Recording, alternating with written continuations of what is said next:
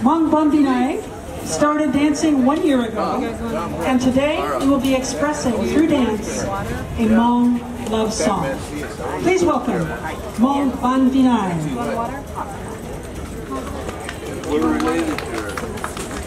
Yeah, same beat. Yeah, my brother. I'm going to get a hold of him when he gets back. He should have been here. I got that in. He's playing golf. I know he should have been here with Carol. I haven't seen him for 2 years. We do reunions together. Goes here from Alabama. Yeah.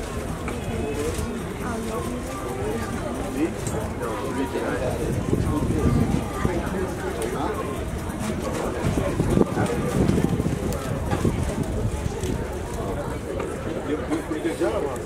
Yeah, that little lady. This is his best friend. His best friend. Max. Max?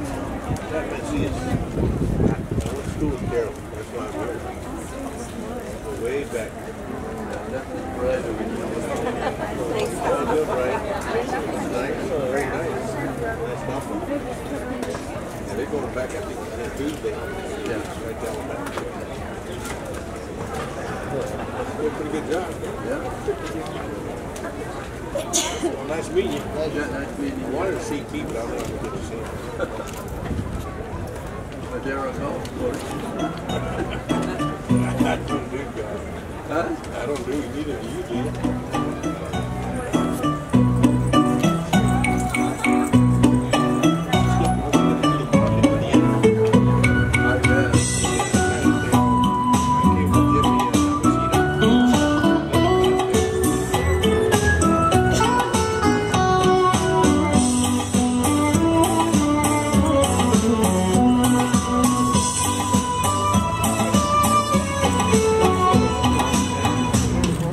Moon